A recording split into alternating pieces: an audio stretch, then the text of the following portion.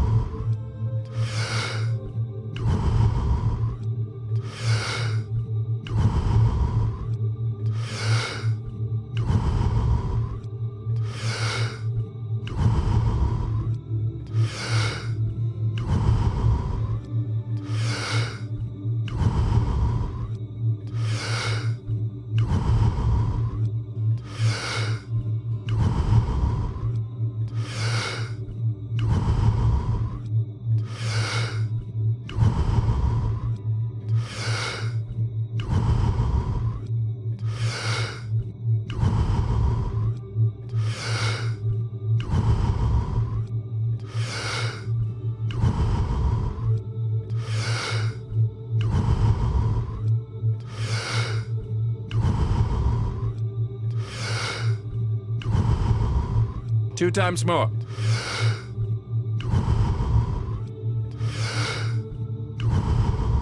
And stop.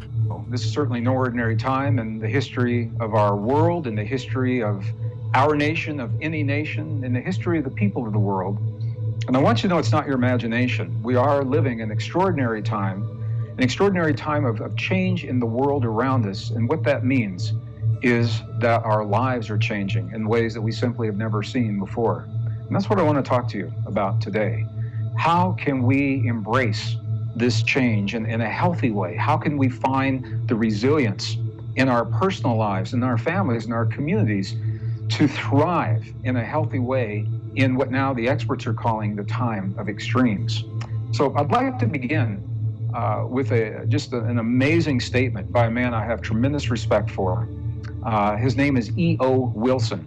He's an evolutionary biologist, and what he says about our time in history begins by saying that we are drowning in information while starving for wisdom. And that is such a powerful statement. And as I read this, I knew that he could have stopped right there, and it would have been just a beautiful and very accurate thing to say, but he didn't.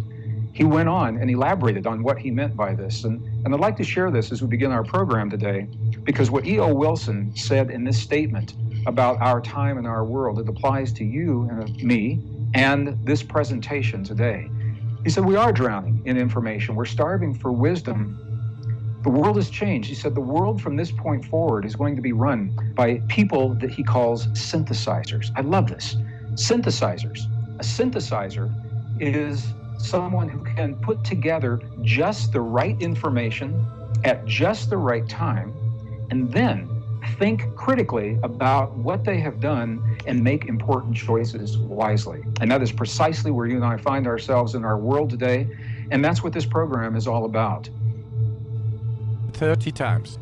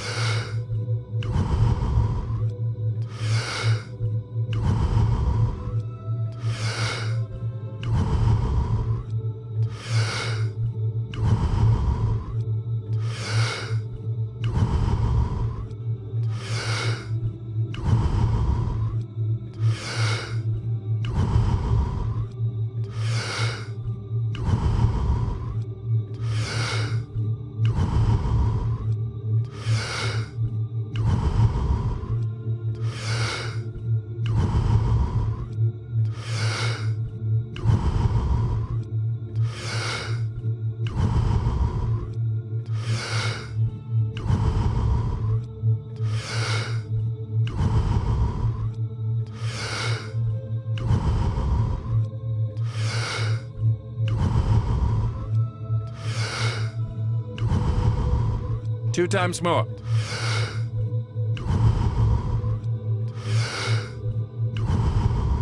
And stop. It's no longer enough to be an expert in only one topic or one field, because we don't live our lives in a vacuum. Beautiful example. I was trying to share with my mother how to access her emails on the computer, thinking it would be a simple thing to do, but we couldn't just get her on to the emails. She had to figure out how to turn on the computer, how to hook up the computer, how to get onto the internet, how to choose the right browser, all of these things. And that's just a simple example of what is now a common fact. And that is that we must know a little bit about a lot of things and be able to weave these things together to solve the problems in our lives and to embrace change in a healthy way. So this program certainly reflects this. It's not only about the healing in our everyday lives. I'd like to talk about the context of our lives within which the need for the healing is occurring. Something is changing in our world, and my sense, my feeling, is that when the facts are clear, the choices become obvious. When the facts are clear, the choices become obvious, and ultimately, the better we know ourselves, the better equipped we are to deal with whatever life brings to our doorstep. So that will be the theme for everything I'm going to share in the next hour. So I want to begin just by acknowledging a couple of facts about our lives and where we are today. It is a fact that we are living a time of extremes. The experts are calling this a time of extremes, and it doesn't mean that only bad things are happening in the world, or even good things for that matter. What they're telling us is that big things are happening, big changes in the world, and that means big changes in our lives. And I think we're all sensing that our world is changing, and it's changing in ways that we have never seen. No one in this generation has witnessed the convergence of cyclic changes that we are living today, whether we're talking about climate or economy or conflict. Our world is changing in ways that we've never seen. And what that means is our lives are changing quickly in ways that we're not used to.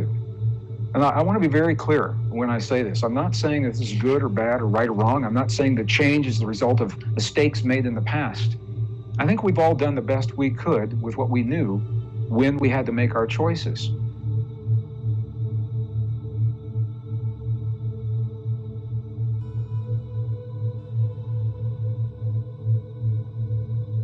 Thirty times.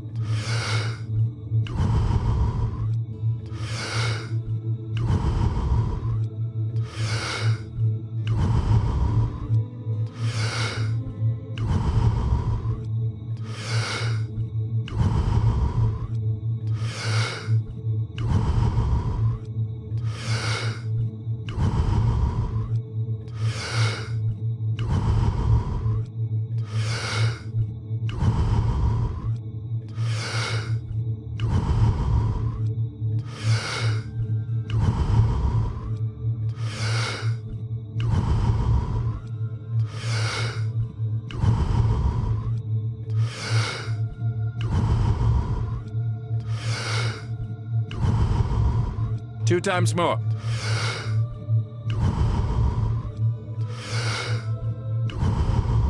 And stop. Now, the world is changing, and new discoveries are giving us the reason to think differently about ourselves and our relationship to one another and our bodies, and the healing that is required for us to embrace this change in a healthy way. So it is a fact now that we've got to think differently, and we've got to live differently, perhaps more so than at any time in the past, so that we can be resilient. And we're not just talking about trying to find a way to survive. We'd like to thrive. How do we thrive in the presence of the changes? And how does that thriving reflect as the healing in our bodies in conventional and non-conventional ways, subconscious, conscious, emotional and physical? This is all part of the healing that we're talking about here.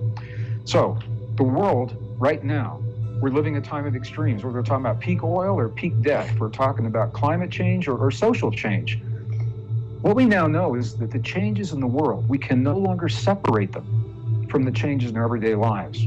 Maybe we thought we could at some point in the past.